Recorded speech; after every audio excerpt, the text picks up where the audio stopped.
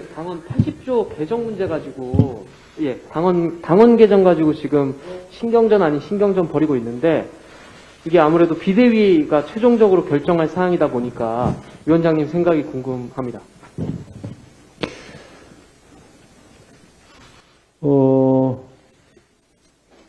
이 관련 조항은 사실은 이제 굉장히 오래전에 혁신위에서 만들어서 쭉 당원 개정까지 이루어져서 지금까지 온 사안인데요.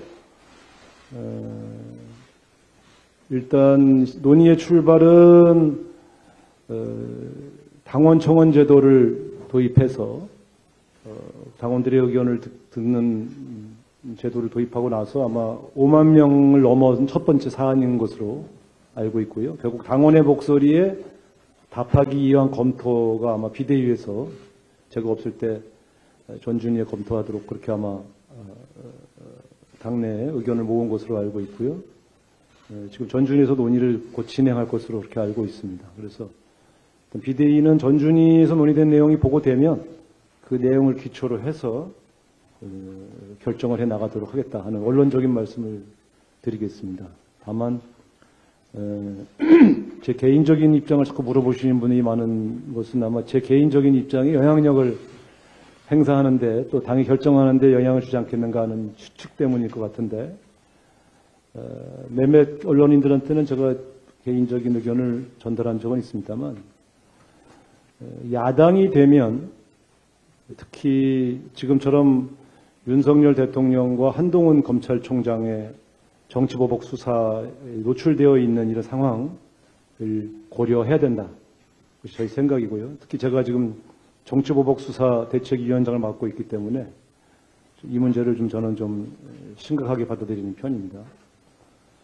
현재 수사 선상에 올라와 있는 저희 당 소속 정치인들을 쭉 일별해 보면 친명, 비명할 거 없이 모두 대상이 되어 있다. 따라서 이것은 친명이냐 비명이냐의 문제가 아니고 야당 정치인들이 정치보복 수사에 노출되어서 기소됐을 때 우리 당은 어떤 입장을 취해야 될 거냐의 문제와도 연동돼 있다. 저는 그렇게 판단하고 있습니다. 그래서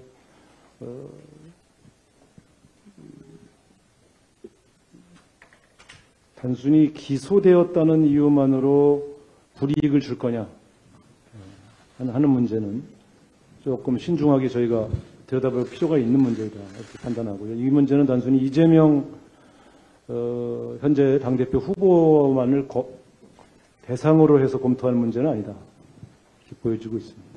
저 개인적으로는 그런 고민을 갖고 있습니다. 아까 말씀하신 것 중에 야당으로서 이제 정치보복이 노출됐다는 말씀하셨는데 당원 80조 관련해서 실제 이게 만들어진 건 2015년 야당일 당시에 문재인 대표 계실 때 만들어진 당원인데 이게 여당에서 야당으로 바뀌어서 상황이 바뀌었다라고 말씀하시는 거랑은 이게 좀 맞지가 않는다라는 비판도 있고 또 이게 기소됐을 때 바로 이렇게 기속력이 있는 그런 조건이 아니고 재량 조건이 있는 그런 그 규정으로 알고 있는데 그 부분은 딱 기소만 됐을 때 이게 문제가 될 수 있기 때문에 바꿔야 된다라고 말씀하시는 게 맞는지 두 가지 좀 말씀해 주실 것 같습니다. 개인 의견을 물어보셔서 개인의 입장을 말씀드린 것이고요.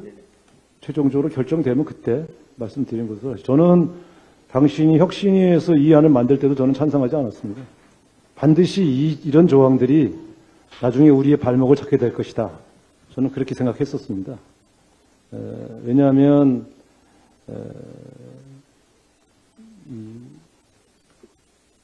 거기에 단서 조항들도 있고 임의 조항이 분명히 있습니다만 언론이나 국민은 할 수도 있다는 조항을 주목하는 것보다는 적용하기로 되어 있는데 왜 적용하지 않냐는 입장에서 질문하실 것이 분명하기 때문에 저는 적절한 혁신안은 아니었다고 당시에도 저는 주장을 했었던 적이 있기 때문에 제 개인 의견을 물어보셨기 때문에 개인 의견을 말씀드렸습니다. 그러나 어쨌든 이것은 비대위원들 전준위에서 어떤 토론이 될지도 좀 봐야 되고 또 비대위 올라왔을 때 비대위원들 각각의 의견을 좀 들어봐야 되기 때문에 그때 가서 최종적인 말씀을 드리겠습니다.